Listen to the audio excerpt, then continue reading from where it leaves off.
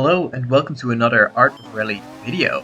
Today we are looking at a bunch of different cars. We're going to ride them around the same track and see what they do.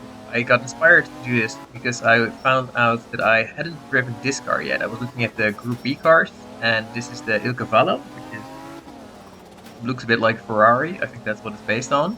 In the Group B class, I haven't driven many of the rear-wheel drive cars because, I mean, the Group B cars are famous for having too much power and too little control.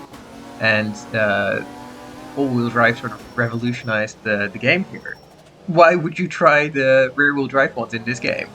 Surely they're not going to be as fast. But then I was driving this one, and it actually felt pretty good. I just had one lap to get sort of warmed up with this car, and then right after that I set this lap, and it had a pretty good lap time actually. So that made me wonder, hey, maybe this one isn't as bad as I thought. Like maybe there is something to it. So that's why we are gonna throw every other car that we can think of against this track and see what happens. Really, I'm quite curious what the results will be. I feel like the rear-wheel drive cars in this game are at a slight disadvantage because I never really got the Group B rear-wheel drive cars to work that well for me. I feel like they have a little bit of a weird handling characteristic. That is that it just keeps wanting to turn. I guess it kind of makes sense if you're coming out of a corner and you're just trying to get on the power and stuff, but they have that quite strongly and feels a little bit weird to me. But I noticed in this car that it was much more well behaved. It turned in well, it got out of the corner well, it put down quite a lot of power quite early actually.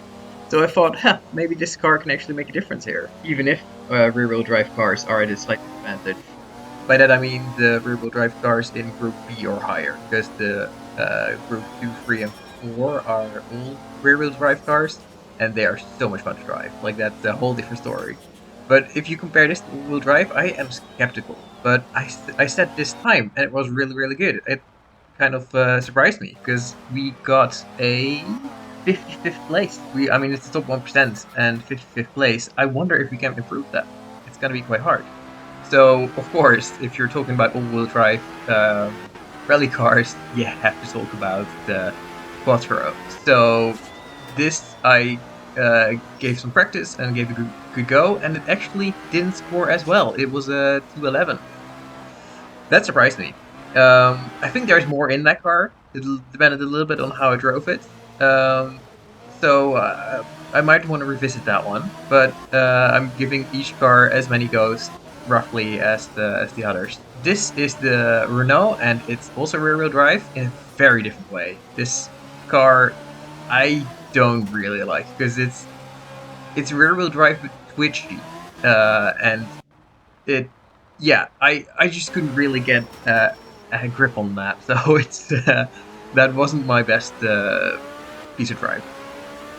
This, however, this is the Cozy based on a Ford RS200. That is one of my favorite rally cars. That is a very different thing. I mean, that was also a sketchy part in the driving wise, but other than that, I feel like I set a pretty good lap here, and it's one of my favorite cars. So yeah, like also in this game, because it's so grippy, you can just keep grip, and that means speed in this game. But we set it to 210.9, which is actually not faster than the Cavallo so far. I mean, again, there was more potential in that car, so we will keep that one in mind. But we move on to the rotary V7, or technically a Mazda RX-7 is what it's based on. Pretty good rear-wheel drive car, just not for me. I didn't set a great time here. I think there's more in that, but I can quite manage it. One of my favorite rear-wheel drive cars is actually the Il Monster, which is a Lancia, I guess. A Lancia of some kind. And I used the Ghost here, just because I think,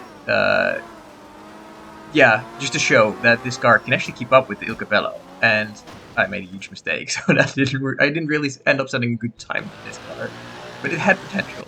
It could get close. So another car that we tried is the DAS 559, which is an all-wheel drive Porsche, which I didn't know existed before playing this game, to be honest. And again, it set a really good time. Like it has a lot of potential. I think if I tried that one a few more times, it would definitely beat the time that I had set before. but I gave the Cavallo only like one try. So for now, I just want to find out which car has the best potential, and then the ones that have the best potential, those I will actually try to set a really good lap time with.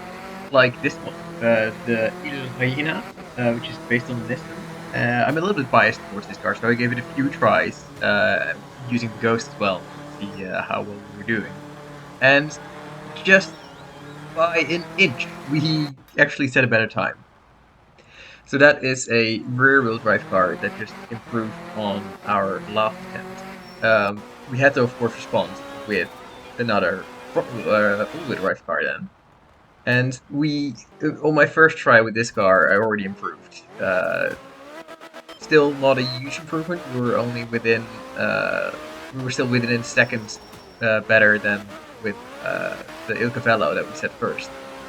But I felt like this car had the most potential because it's one of my favorites. I think the other all-wheel drive cars, I think the Das Hammer V2 and V3 are quite popular on the leaderboards usually. But for me, this one works better. It just grips so well. And if you're gripping, you're going fast. That's basically how this game works. Um, this wasn't my best lap, or at least the beginning of this lap was not great. You can see that my Ghost from the time before is actually keeping up and kind of overtaking us, but yeah, we're still a little bit in front. Spoiler alert, this is actually going to be the best lap time that I set this day. So that means that the all-wheel drive cars will take victory. It's pretty clear, because I think we had a really good try in the 559, which I felt like I could improve on, and we had a really good try also in Das Hammer V2, that also was a pretty good score, and felt like I could improve on as well, and I haven't even tried the Das Hammer V30, which usually also tends to set really good lap times. I just basically I only needed one of the all-wheel drive cars to beat the lap time that I had set before. So I think it's a quite clear victory. The Il Cavallos, you have good potential to set a good lap time in that car, but it's a little bit harder to consistently be fast. Like, you can get away with more mistakes in these all-wheel drive cars. And I actually found it quite hard to replicate the time I set with the Il Cavallo, because I tried. And I couldn't get a better time anymore, so it was actually a pretty good time to begin with. At least for me, with that car, it was pretty good. But now, this was my second attempt after having tried a few different cars. This was my second attempt with this Ford RS200, and we just set such a good time. Like, we were 3 seconds ahead of our previous time with the Il Cavallo. And that actually gets us into 17th place with that score. So I'm pretty happy with that. 17th place on the leaderboard. And I think I would only be able to do that in an all-wheel drive car, essentially. Maybe if I tried a lot more times, but it's just so much easier, I think, for me.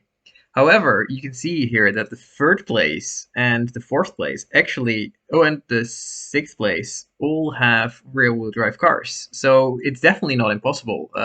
There's people that are much better at this than I am. They shouldn't be counted out. But you can see also that the rest of the leaderboard is just full of Das Hammers, which are great cars, of course. Yeah, but that's it for this video. I hope you enjoyed it, and I will hopefully see you next time.